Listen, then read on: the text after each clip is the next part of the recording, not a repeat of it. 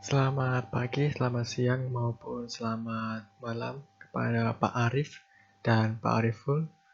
Perkenalkan, nama saya Martin Chandra dengan NIM 202410103032 dari kelas Struktur Data B. Pada kesempatan kali ini, saya akan mempresentasikan mengenai tugas struktur data B. Untuk tugas yang pertama adalah membuat fungsi rekursi untuk menghitung bilangan Fibonacci ke N. Untuk codingannya, saya membuatnya seperti ini. Di sini terdapat fungsi rekursif di mana ketika Fibonacci N sama dengan 1 atau sama dengan 2, maka akan menghasilkan N min 1. Lalu, jika Fibonacci ke N, di mana N lebih dari 2, maka akan dikembalikan dengan Fibonacci N min 2 ditambah dengan Fibonacci N min 1. Ketika kita jalankan, akan menghasilkan seperti ini, di mana bilangan Fibonacci ke-5 sama dengan 3, ke-7 sama dengan 8, dan ke-10 sama dengan 34. Lalu, untuk pohon rekursifnya adalah seperti ini. Untuk pohon rekursif Fibonacci keempat, maka akan menghasilkan seperti ini, yaitu Fibonacci N-2, hasilnya Fibonacci 2, ditambah dengan Fibonacci N-1, di mana hasilnya akan menjadi Fibonacci 3. Lalu, Fibonacci 2 akan dijalankan dan menghasilkan Fibonacci 2 N-1. Kemudian, Fibonacci 3 akan dijalankan dan menghasilkan Fibonacci 1 tambah dengan Fibonacci 2. Lalu akan dieksekusi menjadi seperti ini, di mana Fibonacci 2 menghasilkan 1, sehingga 1 ini akan dieksekusi ke dalam Fibonacci 3 dan Fibonacci 4, sehingga Fibonacci 2 telah berubah menjadi angka 1. Lalu untuk Fibonacci 1 menghasilkan angka 0. Angka 0 ini akan dieksekusi ke dalam Fibonacci 3, sehingga Fibonacci 3 ini dapat dihasilkan dengan 0 tambah dengan 1, sehingga Fibonacci 3 ini menghasilkan angka 1, dan kemudian akan dieksekusi ke dalam Fibonacci 4, sehingga Fibonacci 4 dihasilkan dari angka 1 tambah 1, yaitu 2. Lalu jika kita periksa menggunakan urutan bilangan Fibonacci, maka angka yang dihasilkan atau program yang dihasilkan itu sesuai dengan bilangan Fibonacci yang asli. Seperti contohnya ini, Fibonacci keempat menghasilkan 2, dan di sini saat Fibonacci keempat dia menghasilkan 2. Nih, Fibonacci pertama, kedua, ketiga, dan keempat dia menghasilkan 2, dan begitu seterusnya. Untuk tugas yang kedua adalah membuat fungsi rekursif mengenai pengecekan palindrom list integer. Untuk codingan yang saya buat adalah seperti ini. Di sini tertera sebuah list integer yang isinya sesuai pada soal yang tadi. Dan pada fungsi rekursifnya terdiri atas parameter A dan B.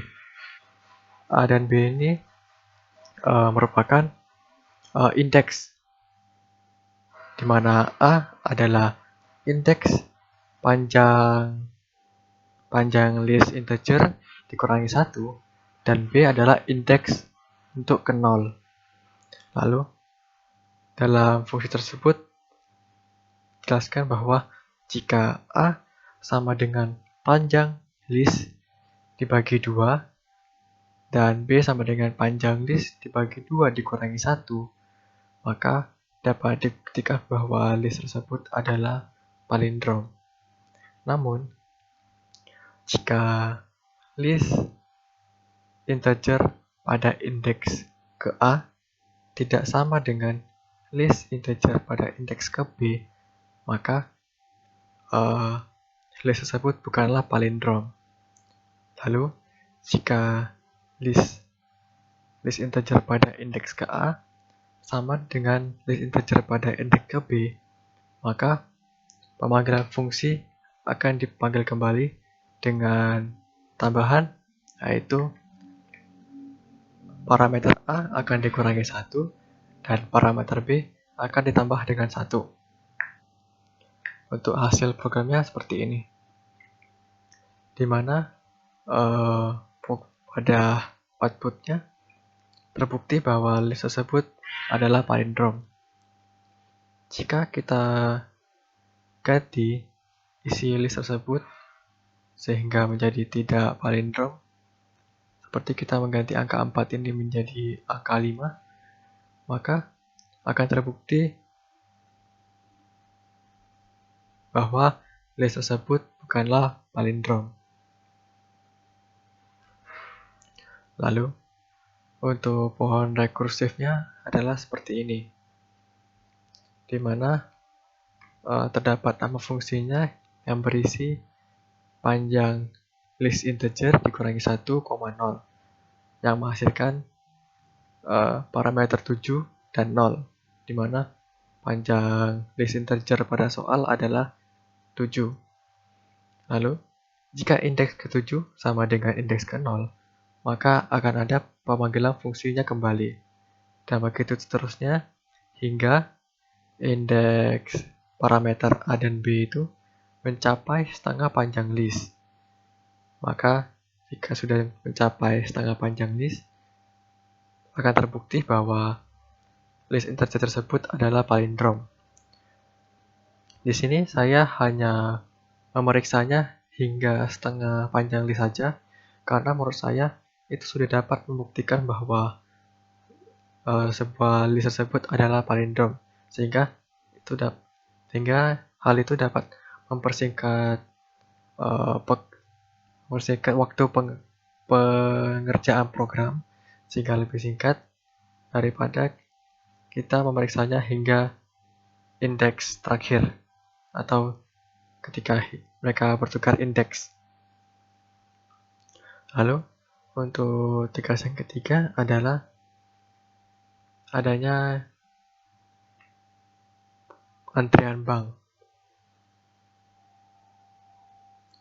Di sini kelas yang saya buat adalah seperti ini, di mana ada kelas yang bernama antrian bank yang berisi def init dengan self panggil sama dengan 0, dan ada def reset untuk mereset self panggil sama self antrian menjadi 0. Lalu ada def up panggil untuk menaikkan nilai panggil sebanyak 1. Lalu ada def up antrian untuk menaikkan nilai antrian sebanyak 1 juga. Lalu ada def get panggil untuk mengembalikan nilai panggil saat ini, dan def get antrian untuk mengembalikan nilai antrian saat ini. Lalu untuk proses pemanggilannya adalah seperti ini, di mana saya memakai from class antribank, yaitu nama file kelasnya, lalu diimport antrian bank, yaitu nama kelasnya. Di sini akan tercetak sesuai dengan kejadian yang diinginkan pada soal, yaitu satu nasabah mengambil nomor antrian, maka akan tercetak nomor antriannya. Lalu satu nasabah mengambil nomor antrian kembali, maka nomor antrian akan bertambah. Begitu seterusnya, begitu juga dengan nasabah yang dilayani, maka nomor pelayanan akan ditambahkan. Hingga ketika nomor antrian sama dengan nomor pelayanan, akan tetapi karena nomor antriannya sama dengan nomor pelayanan, maka tidak ada penambahan nomor pelayanan. Karena tidak ada antrian baru yang diambil oleh pengunjung atau nasabah. Begitu seterusnya hingga bank tutup, maka nomor antrian dan nomor pelayanan akan direset menjadi 0. Lalu untuk tugas keempat yaitu mengenai titik 2 dimensi. Untuk kelas yang saya buat adalah seperti ini. Di sini terdapat kelas dengan nama titik underscore 2D. Lalu ada dev init dengan isi self x sama dengan x dan self y sama dengan y untuk menyimpan x dan y. Lalu ada dev geser horizontal untuk menambahkan x sesuai dengan keinginan kita yang kita parameterkan sebagai dx. Lalu ada dev geser vertikal untuk memindahkan atau menambahkan self y sebanyak parameter y. Lalu ada dev get x untuk mencetak atau mereturn nilai x saat ini, dan dev get y untuk mencetak atau mereturn nilai self y saat ini. Lalu ada yang terakhir ada dev hitung jarak dengan parameter a, b. Di sini akan meng-return jarak x dan y antara titik pertama dan titik kedua. Untuk proses pemanggilannya adalah seperti ini, di mana saya awali dengan pemanggilan nama file kelas saya dan mengimport nama kelasnya yaitu titik underscore 2D. Di sini jika kita jalankan, maka akan terjadi kejadian yang diinginkan oleh soal. Seperti yang pertama, titik dengan koordinat awal 2,3. Lalu ada titik dengan koordinat awal 4,5. Lalu ada titik 1 yang bergeser ke kiri sebanyak 3 satuan. Lalu ada titik 1 yang bergeser ke bawah sebanyak 7 satuan. Lalu akan dicetak titik 1 saat ini adalah min 1,4. Lalu ada kejadian di mana titik 2 juga bergeser hingga tercetaklah titik 2 saat ini adalah 19,14. Lalu untuk perbandingan jarak titik 1 dan titik 2 adalah untuk x-nya adalah 20 dan untuk y-nya adalah 18. Dan untuk penyimpanan koordinat awal titik 1 dan titik 2 terdapat pada bagian ini, di mana di sini tertulis titik 1 yaitu titik underscore 2D dengan parameter 2,3 dan titik underscore 2D parameter 4,5 untuk titik kedua. Oke. Sekian dari pembahasan yang dapat saya buat. Mohon maaf bila saya ada salah kata. Selamat siang, selamat pagi, maupun selamat malam. Dan terima kasih atas perhatiannya.